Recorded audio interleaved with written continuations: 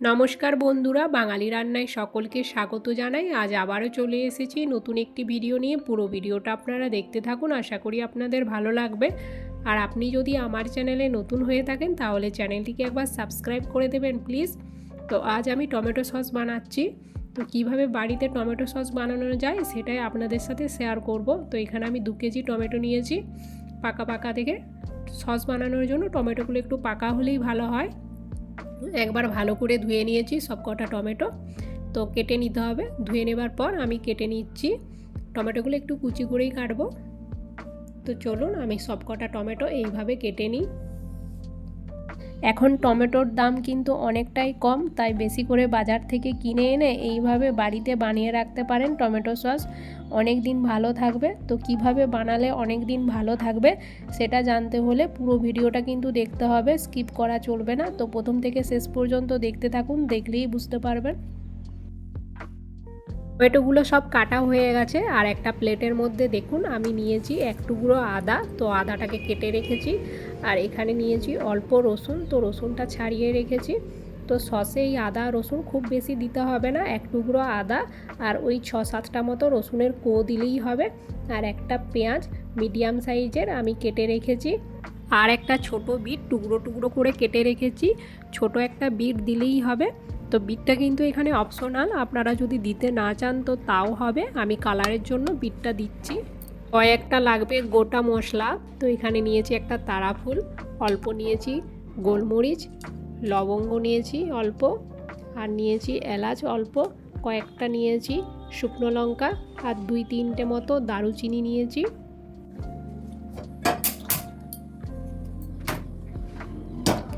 কড়াই বসিয়ে দিলাম। এবার এতে দিয়ে দিতে হবে কেটে রাখা টমেটো। তো সব টমেটোগুলো দিয়ে দিলাম। আর দিয়ে দিতে হবে এতে পেঁয়াজ রসুন আদা আর বিট আমি যে কেটে রেখেছিলাম, তো ওগুলো এখন আমি এতে দিয়ে দিচ্ছি। গোটা মশলাগুলো এতে দিয়ে দিতে হবে। আর এই টমেটোতে এখন আমি দিচ্ছি স্বাদ মতো লবণ।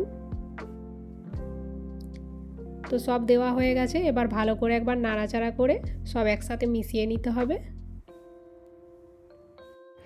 আর এই টমেটোর মধ্যে আমি কিন্তু কোনো রকম জল দেব না। তো ভালোভাবে নাড়াচাড়া করে নেওয়ার পর এবার ঢেকে দেব কিছুক্ষণের জন্য, ভালোভাবে একটু সেদ্ধ হয়ে যাক। আর টমেটো সিদ্ধ হতে তো বেশি টাইম লাগেও না। তো ঢাকাটা খুলে দেখি, টমেটো থেকে জল বেরিয়েছে দেখুন। একবার ভালো করে নাড়াচাড়া করে নিতে হবে। তো টমেটো বেশ ভালোভাবেই সিদ্ধ হয়ে গেছে। এবার আমি গ্যাসটা অফ করে দেব এখন।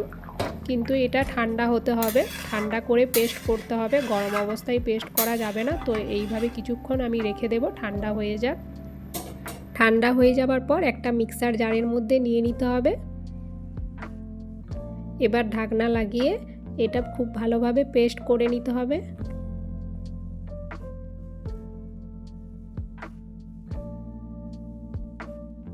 এই রকম টমেটো পেস্ট করতে হবে।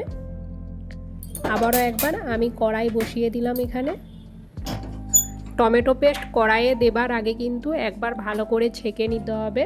তো এখানে আমি একটা বড় ছাঁকনি নিয়ে নিয়েছি। তো এই ছাঁকনিতে এবার এই পেস্ট আমি ছেঁকে নেব।